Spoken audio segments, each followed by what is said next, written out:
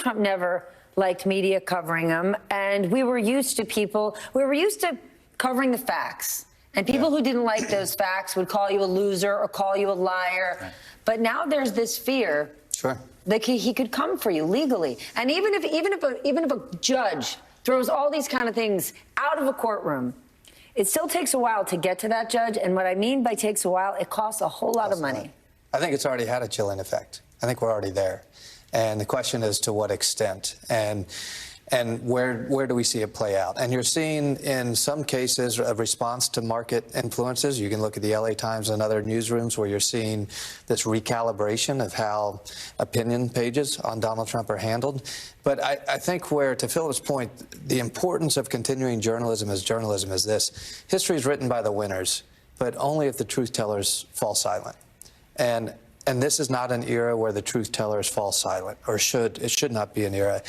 I think one of the challenges is there's so much to cover day to day with Donald Trump and Trumpism. We went through it in the first administration. We'll do it again.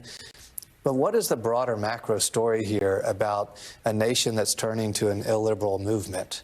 And is that truly a shift for the country? Is there permanence to this shift? Because that's kind of larger than the day-to-day covering Donald Trump. That's almost covering ourselves as much as it is the president.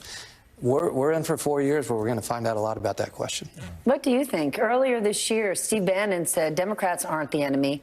The media is. The media, the last line of defense in getting the truth out. Well, my big concern is that a lot of young people get their news from influencers. The Pew Research had a great report on that a lot of young voters, most young voters, get their news from, quote, news influencers. Most of them are men. Most of them are conservative.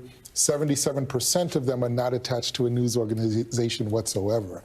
But there is, to me, and to kind of bring together both points, there is still a need to learn about what's going on, to do those deep dives. And that's what the news can do, those deep dives, not those hot takes, because those hot takes are good to have conversations at cocktail parties. But they're not necessarily good enough to help you make good decisions. And I do think there's a movement toward wanting to make good decisions, particularly after this cycle. I have never seen so many people crying after an election. Half of my students, I had to stop teaching and just entertain questions and concerns about what happened after this election. Maybe they just didn't like your class. Oh, they love my class. I get good reviews. I get good reviews. With that said, they really want to know how to make sense of what's going on. And I do think that is still the responsibility of journalists. And look, one of the things that Donald Trump did, or his presence in our ecosystem did, was it kind of forced people to take a side.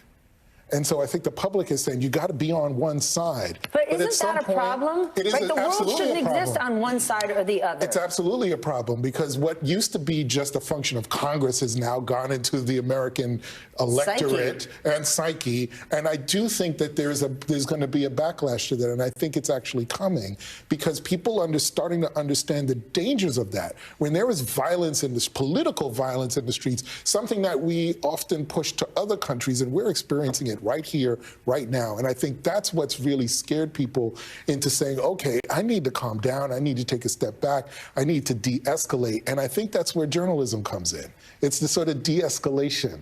It's what did you say, afflicting the... comforting. I love that. I'm going to use that. I would credit you. But it is, but I think there is going to be more interest in taking that deep dive and saying, now, where do we go from here? Let me listen to people who actually have expertise in this stuff to see where we go.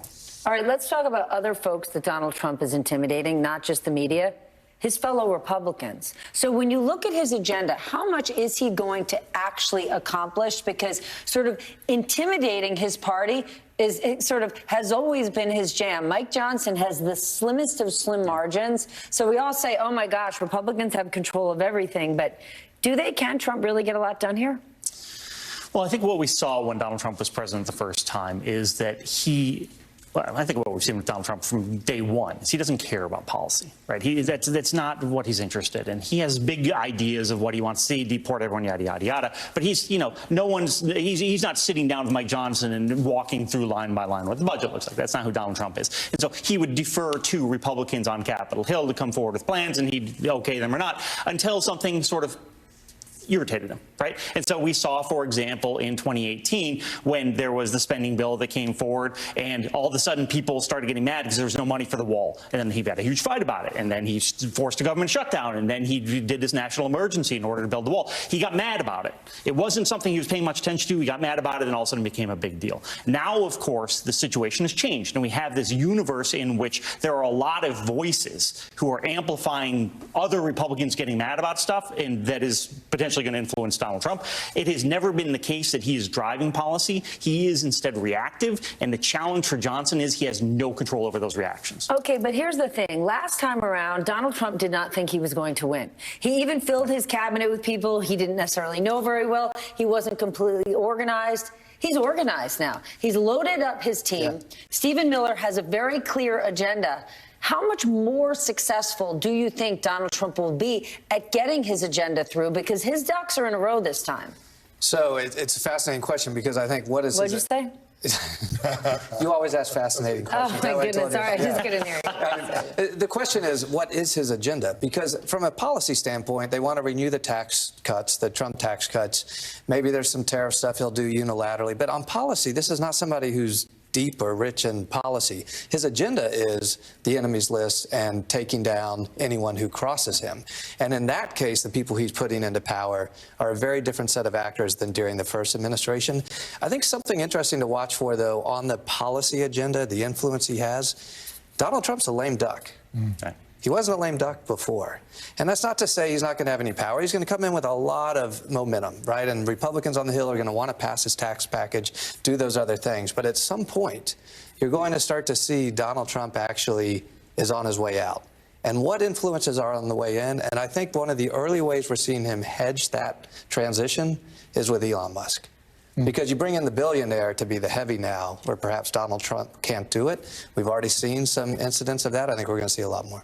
But here's the thing that just popped in my head. When David said he's not really policy rich, he does have one thing he wants to get done, and it's tax cuts. So when I think about the policies he cares about, they only work in a totally bulled up environment, right? So we're going to cut corporate taxes, and this is going to be great. But if you have no way to pay for it, and if debt and deficits continue to balloon, and the bond market tells you to take a hike, and the markets start to crack, we don't have a safety net, right? He's loving crypto. He's going to be the most crypto president ever. Well, if crypto goes to zero, there's no safety net. Right. That takes us right back to where were we 6 years ago? Oh, COVID hit, and he's saying, oh, it's just a flu, nothing's going to happen. So isn't this a scary environment, right? We're going to deregulate, we're going to cut taxes. All that's like saying to my kids, you can have an unlimited allowance, and there's no rules in this house. That's amazing until they actually throw a house party and the whole place breaks. Well, the biggest currency for Donald Trump is fame and attention, right? Well, he's got all of it right now. He's got all of that. So everything he says is really just to attract us talking about, not just us, but, you know, to attract people to talk about it and kind of develop an ecosystem with every little thing that he tries to bring into the conversation. But I do think, you know, there's still going to be a lot of chaos at the top because he does not have a real policy agenda except for the person that spoke to him last. The people that do have a policy agenda are all those Heritage Fund folks that are funding that funded that 922-page document and have a clear interest in seeing that implemented. So what I'm looking for is not just watching what happens on this level of chaos, but we're looking at all these people, whether it's Stephen Miller or even others that we don't know, that are really down in the grassroots, if you will, actually implementing that 922-page document. Which was always the challenge with that document. Which was always a challenge. Right. That, to me, is what is important to watch, because it's supposed to be done in 180 days. So hopefully, not hopefully, my gosh, if you're Donald Trump, hopefully there are actually people doing this work while he can focus on whatever it is that he's going to focus on. But the truth is, I think for him, he is a lame duck. He's concerned about his legacy. And that's why this attention to the media is important for him, because he wants to be able to make sure that his history is written a certain way. And that to me is part of that legacy building, going after the media to make them tell a certain type of story. The greatest nickname giver ever could now be called Lame Donald Duck.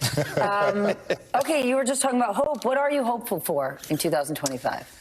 I think we have a lot of challenges in front of us. I think That's not hopeful. No, but listen, we have proven time again to be a very resilient nation, and I think we will be here at the end of next year just as strong as we are right now. I think the challenges in front of us are real, and what I'm hopeful about, I mean, look, I hate the division, the constant division we live in, but if you believe that Trumpism is an illiberal movement, it's a threat to democracy, what I'm excited about is I think the resistance will come back to that. I think what we're suffering through right now is a fatigue, not a defeat.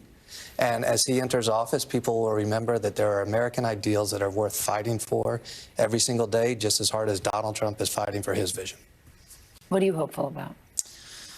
It sounds a little corny. It's not really answering your question, but I like corny. I see the world through the lens of my kids. And I have a 7-year-old and a 5-year-old, and I am just hopeful that they are able to be successful and thrive in the way that 7-year-old and 5-year-old, soon to be 8 and 6, can do, and that the United States in which they live currently continues to be the United States in which they're able to grow up.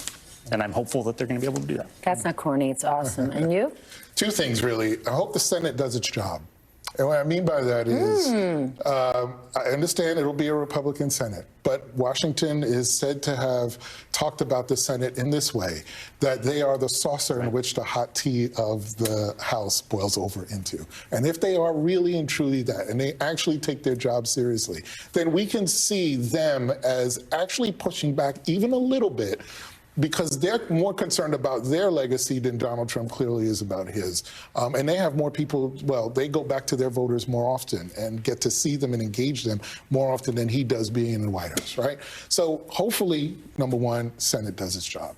Two, the fatigue that I think a lot of folks had after the election, particularly African Americans, we were like, you know what, we're done. We're done.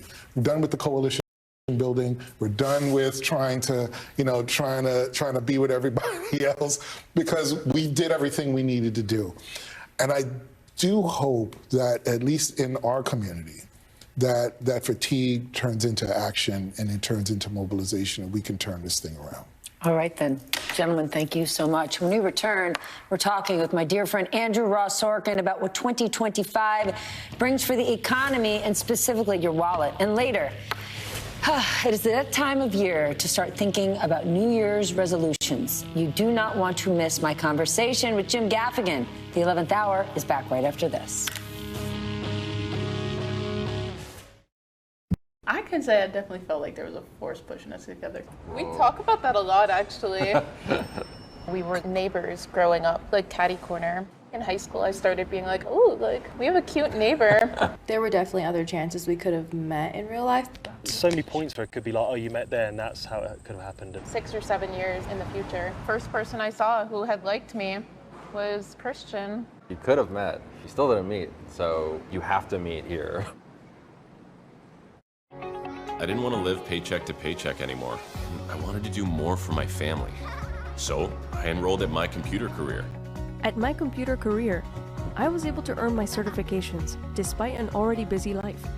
I already had years of IT experience with the U.S. Navy, but My Computer Career helped me obtain jobs where I could really grow in the civilian world. The instructors and career placement team gave me the confidence I needed to achieve my goals. Learn more at mycomputercareer.edu/.